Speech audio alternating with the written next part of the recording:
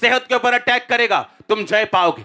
तुम्हारी मैरिज पे कर सकता है, जय पाओगे। तुम्हारे घर पे कर सकता है, तुम्हें हरा नहीं पाएगा वो, तुम हमेशा ओवरकम कर जाओगे। एवरी टाइम 100 में से 100 बार तुम जीतोगे। परमेश्वर ने कहा तुम इस संसार के ऊपर धड़ल्ले से जय प्राप्त करोगे। पर कहता उसका एक तरीका है, उसका तरीका परमेश्वर ने निशानी दी है।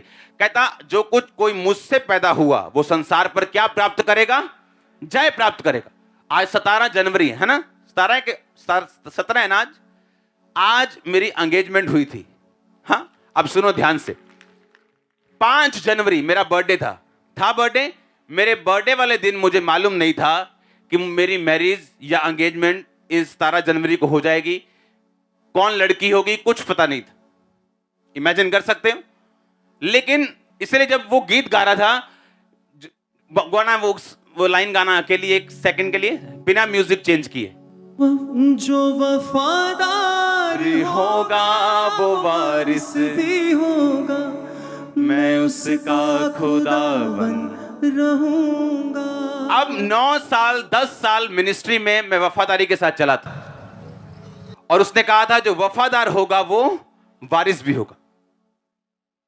5 जनवरी को मेरे को इतना मालूम था कि मुझे अब इस साल मैरिज करनी है। होली स्पिरिट से ये इंस्ट्रक्शन है, क्योंकि मुझे ऐसा लगता था मैं मैरिज नहीं करूंगा क्योंकि मेरी सेवकाई में रुकावट ना आए, मेरी सेवकाई ऐसा ना रुक जाए।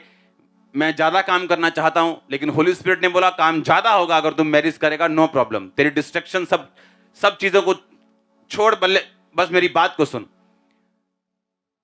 और आपको वो स्टोरी सब मालूम है कि फोटोज मंगाई, दैट्स इट, इसको देखो। उसके बाद 16 जनवरी को डिसाइड हुआ। 17 को जिस दिन डिसाइड हुआ उसके अगले दिन एंगेजमेंट।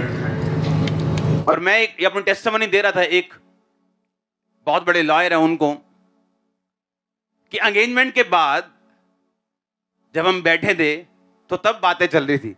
अच्छा मैं ये कास्ट की हूं, तुम कौन सी? कहा मैं ये कास्ट। एंगेजमेंट के बाद घर नहीं देखा, कुछ नहीं देखा। और अब मैं आपको ये दावा कर सकता हूं मेरी मैरिज लाइफ के जैसे किसी की लाइफ नहीं होगी। मैं सच कह रहा हूं। जब परमेश्वर आपको आत्मा में चलाता है, आपको जात मिलाने की जरूरत नहीं पड़ती। फिर वो बता रही थी, अच्छा मैं कहां से हूं, मैं ये एक अरोड़ा खत्री होते हैं उनसे। अच्छा तुम? मैं रविदास से बिरादरी से हूं। अच्छा मेरा घर इस गांव में। अच्छा मेरा यहां। एंगेजमेंट के बाद की बात कर रहा हूं, पहले की नहीं। जब हम शरीर से चलते हैं, अच्छा जात मिलनी, अच्छा पैसा मिलना चाहिए, अच्छा सब कुछ मिलना चाहिए। बाद में चाहे छितर पनीर की रोटी भी घर रोज पके। क्यों? अगर हम स्पिरिट में चलेंगे। उसने कहा कि तू मुझसे पैदा होगा, तू हर चीज पे ओवरकम कर जाएगा। तेरी लाइफ का हर स्ट्रगल विक्ट्री में बदलेगा, जीत में बदल जाएगा। अगर तुम किससे पैदा होगा? मुझसे। अब परमेश्वर ने कहा अगर तुम मुझसे पैदा हुआ है तो उसकी एक निशानी होगी, तू उन सबसे प्यार करेगा जो मुझसे पैदा हुए। अगर तेरे में यह बात नहीं है तो तू झूठा है, मर्डर है, तू हत्यारा है।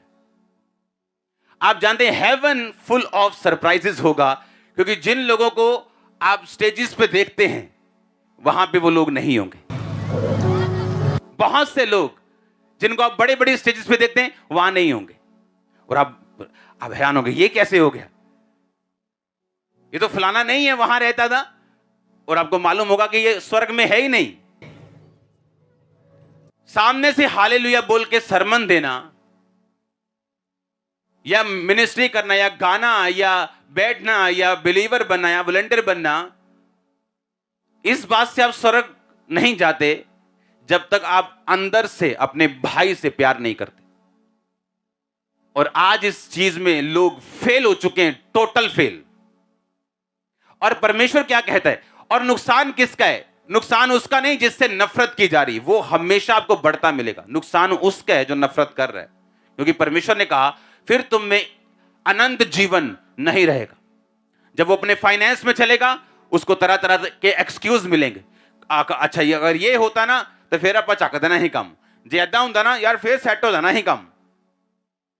अपनी फैमिली में, अपनी लाइफ में, अपने आसपास उसको वो कभी वो रिलीज, वो ब्लेसिंग, वो फ्लो कभी नहीं मिलता जिसकी वो एक्सपेक्टेशन रखता है परमेश्वर से कि ऐसा मेरी लाइफ में हो, या मेरी फैमिली में हो, या मेरे फाइनेंस में हो, या मेरी मिनिस्ट्री में हो। उसको कभी ऐसा नहीं मिलता, क्योंकि अनंत जीवन, इटर्नल लाइफ जो सिर्फ स्वर्ग से शुरू नहीं होती, जिस दिन आप क्रिश्चियन बनते तब से शुरू होती।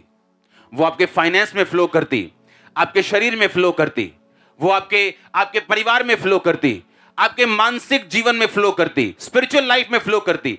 और जब वो आपकी लाइफ में फ्लो करना शुरू करती है, आपकी लाइफ में लाइफ बढ़ती, आप जीवित होते हैं, अपनी हर एक पहलू में, हर एक चीज में आप जीवित होते हैं। और जब आप बैर करते हैं, नफरत करते हैं, वो आप नहीं जानते वो चीजें गायब हो जाती। आप दुनिया के सामने वही रहते हैं, आपकी शक्ल चेंज नहीं होती, पर आपकी स्पिरिचुअल पोजीशन जो है वो बदल जाती। फिर से पढ़ेंगे इसको, पहला यूहन्ना 5। जिसका यह विश्वास है कि यीशु ही मसीह है, वह परमेश्वर से पैदा हुआ है। जो कोई उत्पन्न करने वाले से प्रेम रखता है, वह उससे भी प्यार करता है जो उससे पैदा हुआ हो। यानी जो कोई परमेश्वर से प्यार करता है, वह उससे भी प्यार करता है जो परमेश्वर से पैदा हुआ हो। जब हम परमेश्वर से प्यार करते हैं तो उसकी आज्ञाओं को मानते हैं, और इसी से हम जानते हैं कि हम परमेश्वर की संतानों से प्यार करते हैं। परमेश्वर ने कहा, अगर तुम भी अपने प्रेम करने वालों से प्रेम करो, जो तुमसे प्यार नहीं करते उनसे नफरत करो, तो तुम में और अन्य जातियों में मैं कोई फर्क नहीं समझता। आज बड़ी बड़ी बातें करने से ये बेटर है कि कलीसिया अपने बेसिक में चले। एक मकान पे अच्छे से अच्छा पेंट, अच्छे से अच्छा ईंटें, सरिया, अच्छा फर्नीचर, बेस्ट सीलिंग लगा के अगर उसका बेस कमजोर छोड़ दोगे तो एक दिन उल्टा और शर्मिंदगी होगी, क्योंकि लोग बोलेंगे कि क्या बेस्ट से बेस्ट सामान लगाया लेकिन मकान ढह गया। इससे अच्छा यह कि लोगों की परवाह ना करते हुए अपना बेस स्ट्रांग करो, चाहे वो घर थोड़ी देरी से बने, मुश्किल बने, लेकिन जब वो बन जाए वो एक सदा का घर हो। और ऐसा करने के लिए प्रभु ने आपको अपने पास बुलाया। परमेश्वर ने कहा, अगर तुम मुझसे प्यार करोगे तो मुझसे जो जन्मा है तुम उससे भी प्यार करोगे। चाहे वो तुम्हारे साथ सेम विश्वास नहीं शेयर करता तो भी, उसकी डॉक्ट्रिन थोड़ी अलग हो तो भी, अगर वो तुम्हारे साथ सहमत नहीं है तो भी, पर कहता अगर तुम बैर करते हो तुम एक मर्डरर हो। परमेश्वर तुम्हें एक मर्डरर की निगाहों से देखता है। आज प्रॉब्लम पता क्या है चर्च में? आज प्रॉब्लम यह है कि जब एक पापी चर्च में आता और छाती पीट के बोलता है, रो के कहता खुदावन मैं पापी हूं, और लिखा चुंगी, एक बंदा आता है और बोलता है कि परमेश्वर ये चुंगी लेने वाला जो कह रहा है ना मैं पापी हूं, मैं इससे बड़ा अच्छा हूं। आप प्रेयर करी दी है, पता हम प्रेयर करते हैं, पता दान कितना देते हैं, और परमेश्वर ने कहा वो धर्मी और तू पापी। हम जितना मर्जी अच्छा काम कर लें, जब तक हमारा टीचर हमारी कॉपी चेक करके उस पर गुड नहीं लिख देगा तब तक वो सस्पेंस बना रहता है। हाँ या ना?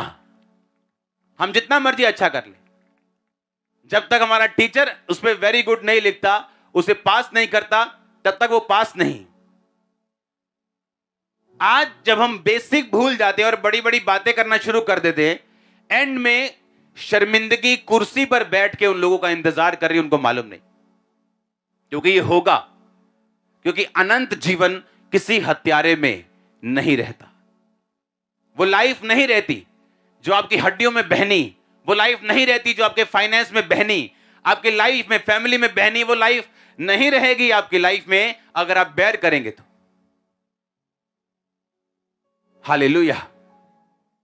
अब हम पढ़ेंगे प्रकाशित वाक्य 3 उसकी 21 आयत को। जो जय पाए उसे मैं अपने साथ सिंहासन पर बिठाऊंगा, क्योंकि मैं भी जय पाकर अपने पिता के साथ उसके सिंहासन पर बैठ गया। फिर बोलो, जो जय पाए। इसका मतलब यह है, प्रकाशित वाक्य एक ऐसी पुस्तक है जिसको आप मान नहीं सकते पूरा, क्योंकि ये एक प्रोफेटिक बुक है।